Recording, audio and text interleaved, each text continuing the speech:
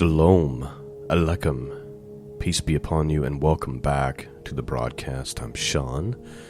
Today we are looking at this week's Torah portion, Torah Parsha.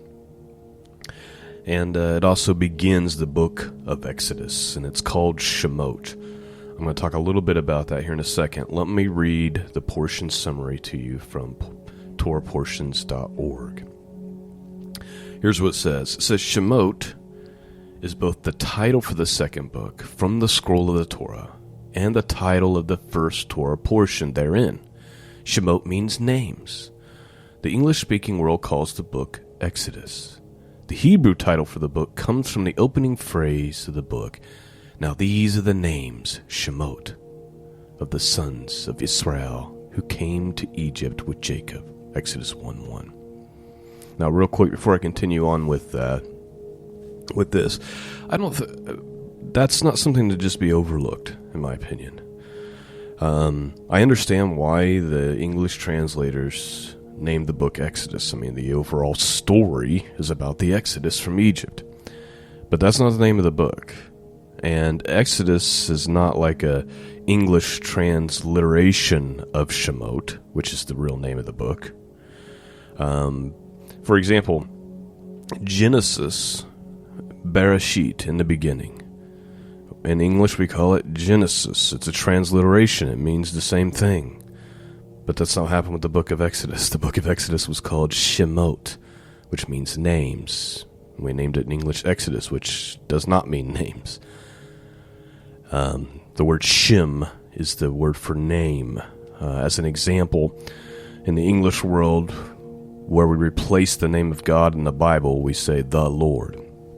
If you pick up a Jewish Chumash or Torah, it'll say Hashem, the name. So it's just interesting that the book of Exodus is actually called Shemot, which means names. And of course, the first portion is also called Shemot because it opens up with giving us the names of the sons of Jacob, but is that the only reason that it's called Shemot, the whole book? Just something interesting to think about. One thing that's going to happen in this first Parsha is the name of God revealed.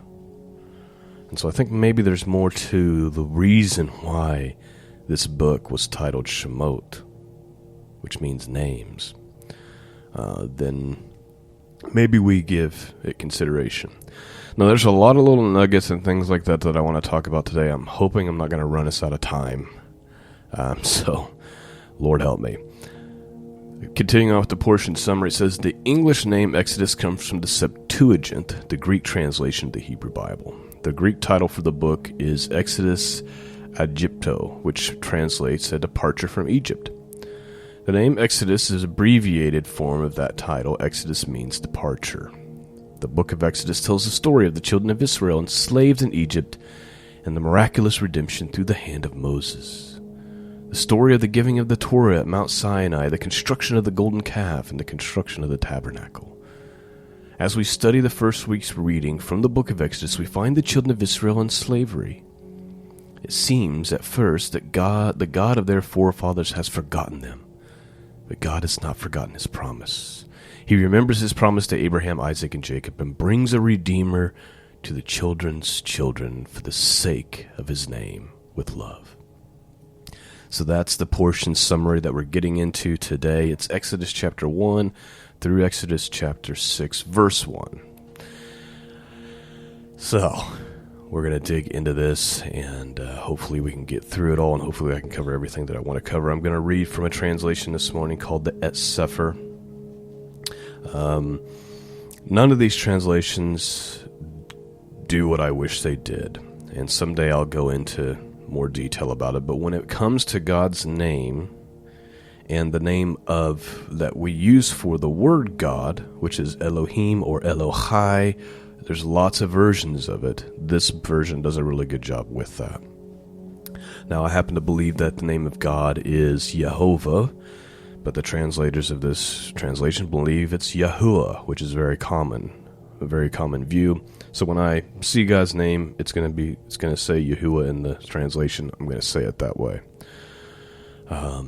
All right, I got to stop with the housekeeping stuff. I did do a review of this Bible. You can read that short review at their website, the Sefer website. My review's up there with a handful of other people. Okay, long introduction. Let's get started. Chapter 1, Book of Exodus, Book of Shemot. Let's begin. Verse 1. Now these are the name of the children of Yisrael, which came into Mitzrayim, that is to say, Egypt. Every man in his household came with Yaakov, Reuben, Shimeon, Levi, and Yehuda, Yishakar, Zebulun, and Benjamin, Dan and Naphtali, Gad and Asher. And all the souls that came out of the loins of Yaakov were 70 souls, for Yosef was in Mitzrayim already. And Yosef died, and his brethren, and all that generation. And the children of Yisrael were fruitful, and increased abundantly, and multiplied, and waxed exceedingly mighty. And the land was filled with them. Now there arose up a new king over Mitzrayim, that is to say, Egypt, which knew not Yosef. And he said unto the people, Behold, the people of the children of Yisrael are more and mightier than we. Come on, let us deal wisely with them, lest they multiply. And it come to pass that when there falls out any war, they join also unto our enemies, and fight against us, and so get them out of the land. But the more they afflicted them, the more they multiplied, and grew, and they were grieved because of the children of Yisrael. By the way, please note, this is just something that is true about God's people. It's true today, and it was true then. Back then, they thought if they afflict them, they can drive them out or they'll stop reproducing, but it just causes them to reproduce all the more. The same thing happens in our day. You persecute Christians, you persecute God's people, and what happens? The gospel spreads like wildfire. This is why, because God's ways are basically the opposite of man's. And so this is the situation. We have a Pharaoh who knows not Joseph, which is interesting, seeing as how a few hundred years before this, Joseph saved all of Egypt and the whole world, but you know how quickly history changes. I mean, look at our time. The history we believe today is not even close to accurate. And some of it's only been less than 100 years. So we can see how this can happen. All right, let's continue on. And the Mitzrayim, that is to say the Egyptians, made the children of Yisrael to serve with rigor. And they made their lives bitter, with hard bondage and mortar and in brick and all manner of service in the field. All their service wherein they made them serve was with rigor. And the king of Mitzrayim spoke to the Ivri midwives, that is to say the Hebrew midwives, of which the name of one was Sephara, and the name of the other Puah. And he said, When you do the office of the midwives to the Ivrith, that is to say the Hebrew women, and see them upon the stools, if it be a son, then you shall kill him, but if it be a daughter, then she shall live. But the midwives feared Elohiym, and did not as the king of Mitzrayim commanded, but saved the men children alive. And the king of Mitzrayim called for the midwives, and he said to them, Why have you done this thing? And have saved the men children alive. And the midwives said unto Pharaoh, Because the Hebrew women are not as the Mitzrith women, the Egyptian women, for they are lively, and they are delivered, ere the midwives come unto them. In other words, the midwives are saying, hey, they're deceiving Pharaoh because they fear Elohiym, which is great, right? They're spending so much time with the Hebrew women that they have learned to have revere and fear for God. And they tell Pharaoh, hey, but by the time we get there, they've already bared their children. I mean, these women are different than us. That's what they're saying. Verse 20, therefore Elohiym dealt with the midwives, and the people dealt well with the midwives, and the people multiplied and waxed very mighty. And it came to pass, because of the midwives feared Elohiym, that he made them houses. And Pharaoh charged all his people, saying, every son that is born ye shall cast into the river, and every daughter ye shall save alive. Chapter 2, and there went a man out of the house of Levi, and he took to be his woman a daughter of Levi. And the woman conceived and bare a son, and she saw him that he was a goodly child. So she hid him 3 months. And when she could no longer hide him, she took for him an ark of bulrushes, and dabbled it with slime and pitch, and put the child therein, and she laid it in the reeds by the river's bank. And the sister stood afar off, to wit, what would be done to him. And the daughter of Pharaoh came down to wash herself at the river, and her maidens walked along by the river's side. And when she saw the ark among the reeds, she sent her maid to fetch it. And when she had opened it, she saw the child, and behold, the babe wept. And she had compassion on him, and said, this is one of the Ivri children, the Hebrew children. And then said the sister to Pharaoh's daughter, shall I go and call to you a nurse of the Then said his sister to Pharaoh's daughter, Moses, this is talking about Moses' sister, shall I go and call to you a nurse of the Hebrew women, that she may nurse the child for you? And Pharaoh's daughter said to her, go. And the maid went and called the child's mother. And Pharaoh's daughter said unto her, take this child away and nurse it for me, and I will give you your wages. And the woman took the child and nursed it.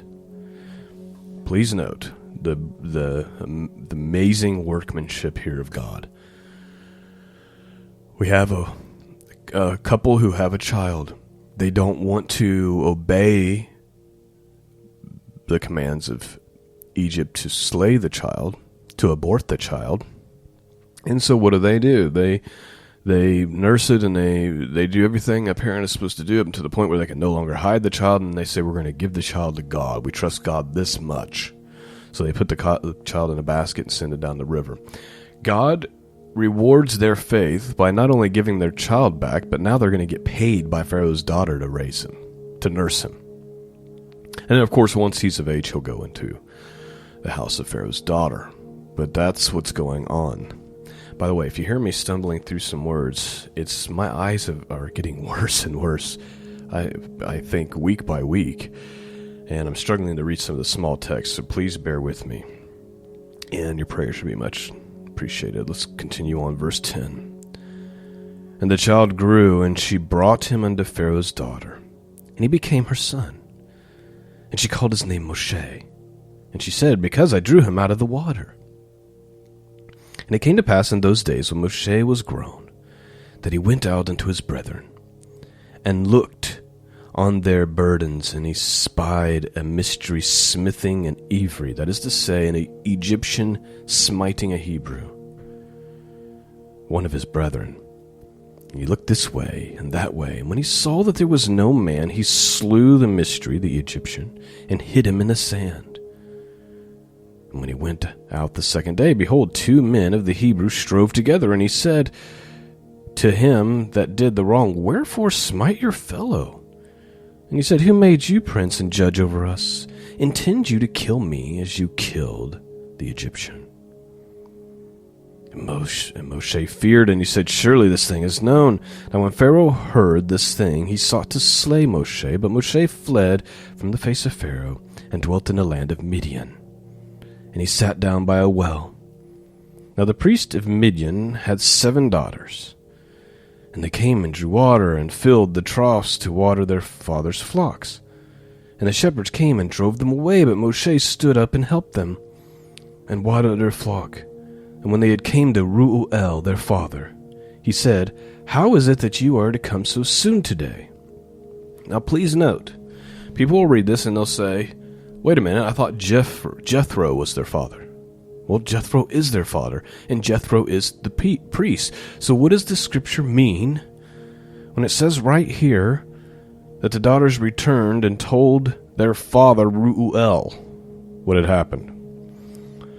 Here's kind of a mistake, and I don't know why they don't just, when they make English translations, they don't just say what it is, but in Hebrew, or biblical Hebrew anyway, there was no word for grandfather. It was the same as father. So in biblical Hebrew, they would call their grandfather father also. What's happening here is they're coming to their grandfather, they're calling him Abba, just like they would their real father, and telling him what's happening. Now, if you're like, oh, do you have a scripture for that? Numbers 10:29 reveals that Reuel is the father-in-law. So if you go to Numbers 10:29, it says, Now Moses said to Hobab, the son of Reuel, the Midianite, Moses' father-in-law. Hobab is the name for Jethro in this situation. You'd have to understand the context. The point is you can derive that Reuel is the father of Jethro from that text, if you study the context. So anyway, that's what's going on there. So, and it's going to be revealed that Jethro is the actual priest and father-in-law here in just a second. So let's just continue on with the story here. Now, the priest of Midian has 7 daughters. We read that. Okay. And the shepherds came and drove them away, but Moshe stood up and helped them and watered their flock. And when they came, Reuel, their father, who's actually their grandfather, he said, How is it that you are to come so soon today? And they said, an Egyptian delivered us out of the hand of the shepherds, and also drew water enough for us, and watered the flocks. And he said unto his daughters, And where is he? Why is it that you have left the man? Call him that he may eat bread. And Moshe was content to dwell with the man, and he gave Moshe Sipporah his daughter. And she bore him sons, and he called his name Gershom. For he said, I have been a stranger in a strange land. And it came to pass in the process of that time that the king of Misraim died.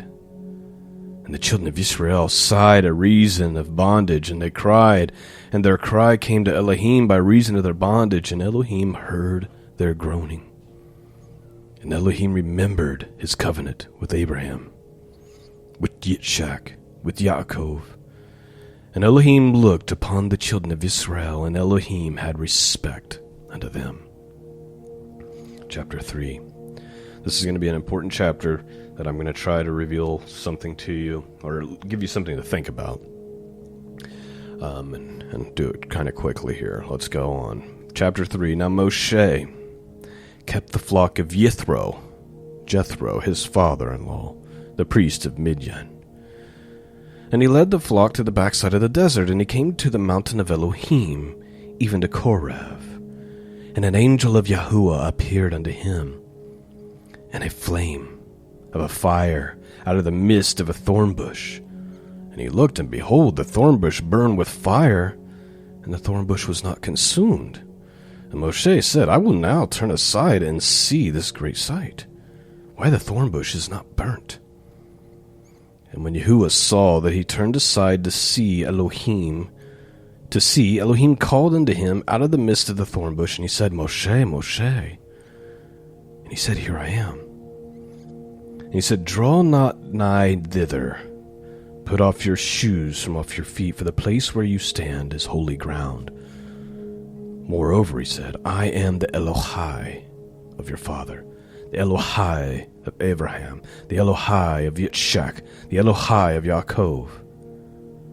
Moshe hid his face, for he was afraid to look upon Elohiym. Please note, in the Hebrew text, this is one of the reasons I'm reading from this translation. In those sentences there, the Hebrew word for God is actually Elohai, not Elohiym. And then in a couple places it is Elohiym. In the English translation, it just says God for all of them. But then if you go to like a sacred names book, like the Hallelujah Scriptures or any other one, they'll all just say Elohiym. But that's not always what's there. Sometimes it's Elohai. You say, why does it matter? Well, it mattered enough when it was written in Hebrew. So that's good enough for me.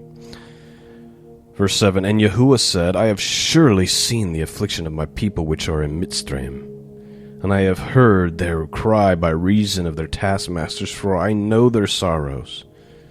And I am come down to deliver them out of the hand of Mitzrayim, and to bring them up out of the land unto the good land, and a large, and unto a land flowing with milk and honey, unto the place of Canaan,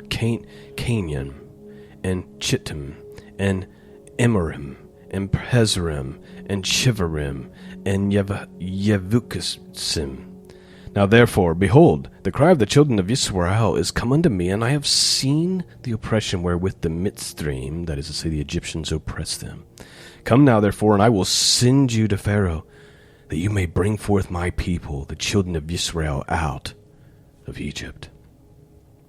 Please note, I'll also make this quick comment about the one I just made.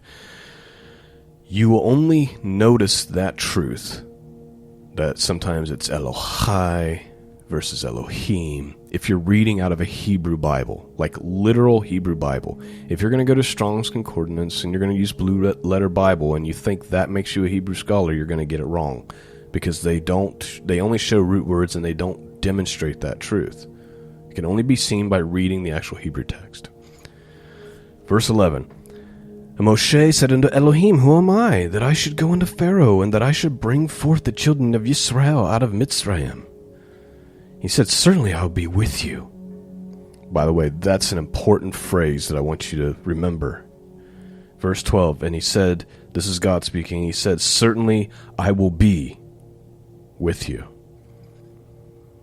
And this shall be a sign unto you, that I have sent you. When you have brought forth the people out of Mitzrayim, you shall serve Elohiym upon this mountain. And Moshe said to Elohiym, Behold, when I come unto the children of Israel, and shall say unto them, The Elohai of your fathers has sent me to you, and they shall say to me, What is his name? What shall I say to them? And Elohiym said to Moshe, Eheya asher Eheya. And he said, This shall you say unto the children of Israel, Eheya has sent you. Now please note, we know that Eheya is not God's name. God's going to reveal his name in a couple more verses. What's he mean when he says, Tell them that Eheya has sent you? Well, I think there's a clue if we just go back up to the verse that I mentioned. Because when God says to Moses, because Moses is like, Who am I?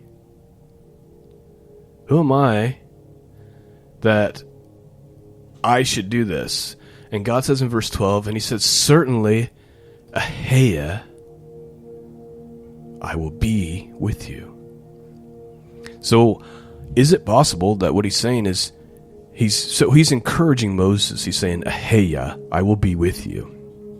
And then he says, Tell the Israel people, my people of Israel, Eheya, I will be. It's about giving them confidence that he's going to be with them, and that they don't need to be afraid. So he's saying, tell them that I will be sent you, and I will be with you. And a lot of times it's translated as I am, but I think it's kind of missing it there. In this translation, they don't even transliterate it. They just put it in there as it is in Hebrew. Verse 15, And Elohiym said, Moreover, unto Moshe, Thus shall you say unto the children of Israel, Yahuwah Elohai of your fathers, the Elohai of Abraham, the Elohai of Yitzchak, and the Elohai of Yaakov, has sent me unto you. This is my name forever, and this is my mention unto all generations. So right there he says, tell them that Yahuwah, or Yehovah, the Elohai of your fathers, has sent you. And this is my name forever. So he reveals what his actual name is. So I think the I am that I am, or the I will be that I will be, is more about encouraging them and giving them confidence that he's going to be with them. Just a thought. Again, I don't claim to know it all. Let's continue on, running out of time quickly. Verse 16, Go and gather the elders of Yisrael together, and say unto them, Yahuwah Elohai of your fathers, the Elohai of Abraham, of Yitzchak, and of Yaakov, appeared unto me, saying, I have surely visited you, and I have seen that which is done to you in Mitzrayim, And I have said, I will bring you up out of the affliction of Mitzrayim unto the land of Canaan, and Chittim, and Emorim, and Pisrim, and Chivayim, and Yekuvim, unto a land flowing with milk and honey. By the way, this is one thing I don't like about Bible translations like this, is I don't need to know what the Hebrew name of those cities were back then. English should be fine, but it is what it is. Verse 18. And they shall hearken your voice, and shall come, and you and the elders of Yisrael, unto the king of Mitzrayim, and you shall say unto him, Yahuwah Elohai of the Ivrim, of the Hebrews, has met with us, and now let us go, we beseech you, 3 days' journey into the wilderness, that we may sacrifice to you, Yahuwah Eloheinu. So again, there's another name for God. Which brings me back to my original question. Is there a more important reason that the book was named Shemot? Names. Verse 19, and I am sure the king of Mitzrayim will not let you go. No, not by a mighty hand, and I will stretch out my hand and smite Egypt with all my wonders, which I will do in the midst thereof. And after that he will let you go. And I will give this people favor in the sight of the Egyptians. And it shall come to pass that when you go, you shall not go empty, but every woman shall borrow of her neighbor, and of her the sojourns of her house, jewels and silver and jewel and gold and raiment. And you shall put them upon your sons and upon your daughters, and you shall spoil the Egyptians. Moshe answered and said, But behold, they will not believe me, nor hearken unto my voice, for they will say, Yahuwah has not appeared unto you. And Yahuwah said unto him, What is that in your hand? And he said, A rod. And he said, Cast it on the ground. And he cast it on the ground, and it became a serpent. And Moshe fled from before it. And Yahuwah said unto Moshe, Put forth your hand, and take it by the tail. And he put forth his hand, and he caught it, and it became a rod in his hand. That they may believe that Yahuwah Elohai of your fathers, the Elohai of Abraham, the Elohai of Yitzchak, and the Elohai of Yaakov has appeared unto you. And Yahuwah said furthermore unto him, Now put your hand into your bosom. And he put his hand into his bosom. When he took it out, behold, it was leprous as snow. And he said, Now put your hand into your bosom again. And he put his hand into his bosom again, and he plucked it out of his bosom, and behold, it was turned again to other flesh. And he said, It shall come to pass, and it shall come to pass, if they will not believe you, neither hearken to the voice of the first sign, that they will believe the voice of the latter sign. And it shall come to pass, if they will not believe also those 2 signs, neither hearken unto your voice, that you shall take of the water of the river, and pour it upon dry land, and the water which you take out of the river shall become blood upon the dry land. And Moshe said to El Yahuwah, O my Adonai, I am not eloquent, neither therefore, nor since you have spoken unto your servant, but I am slow of speech and slow of tongue. And Yahuwah said unto him, Who has made man's mouth? Or who makes the dumb or deaf, or the seeing, or the blind? Have not I, Yahuwah? Now therefore go, and I will be with your mouth, and teach you what you shall say.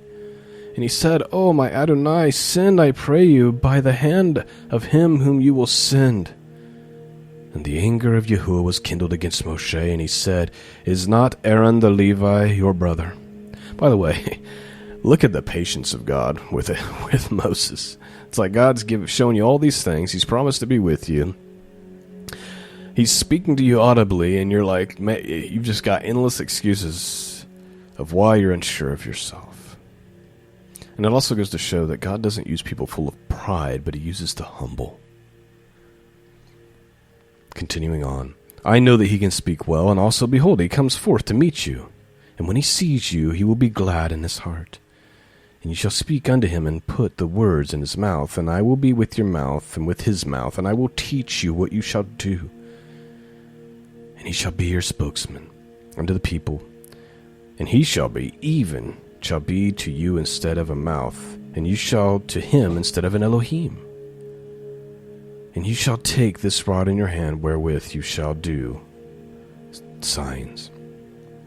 And Moshe went and returned to Yithro his father-in-law, and he said unto him, Let me go, I pray you, and return to my brethren which are in Mitzrayim, and see whether they be alive.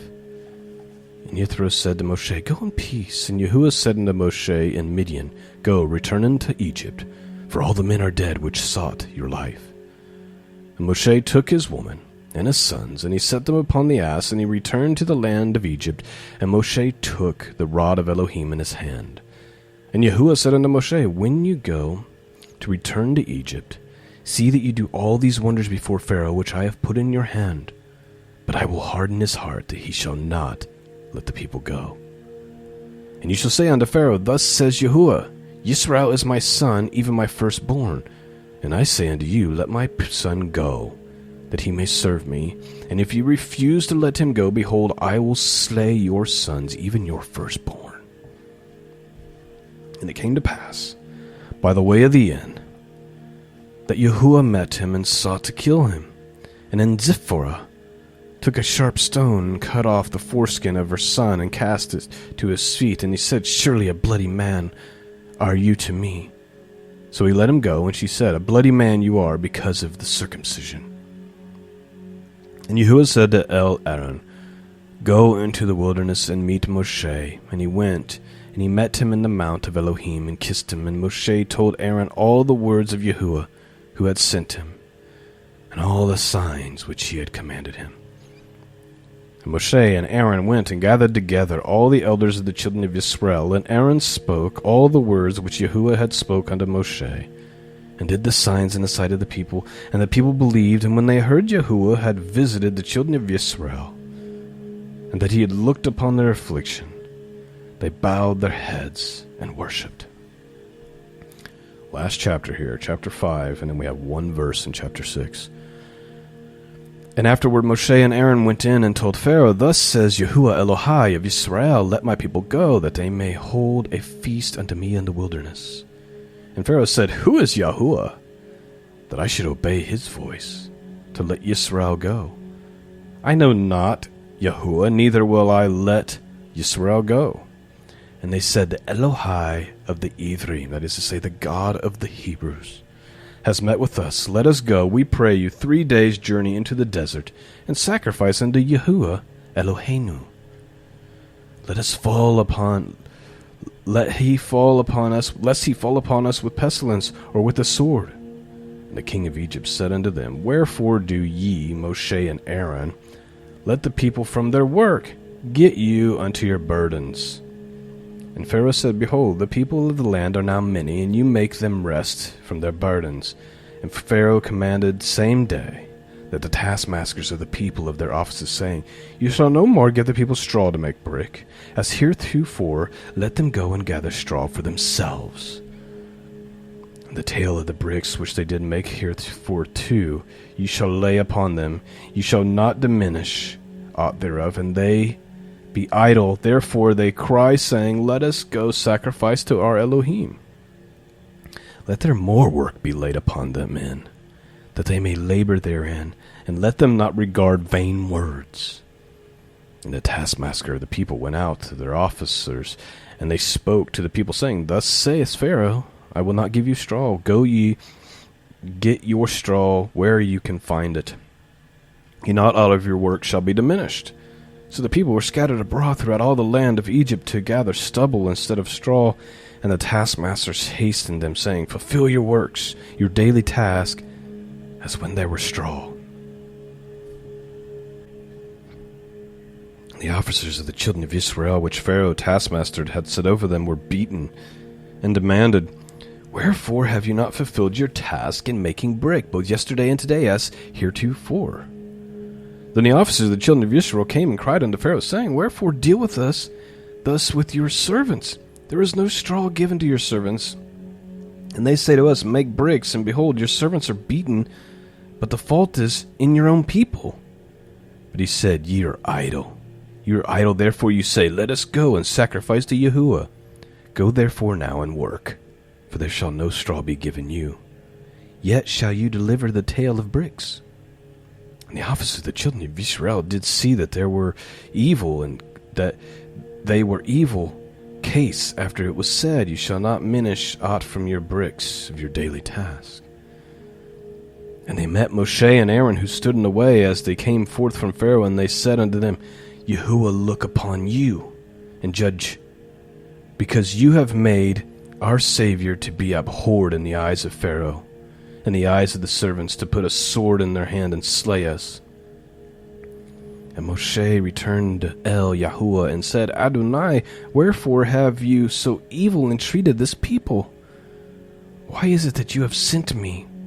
For since I came to Pharaoh to speak of your name, he has done evil to this people. Neither have you delivered your people at all. And then Yahuwah said to Moshe, Now shall you see what I will do to Pharaoh. For with a strong hand shall he let them go, and with a strong hand shall he drive him out of his land.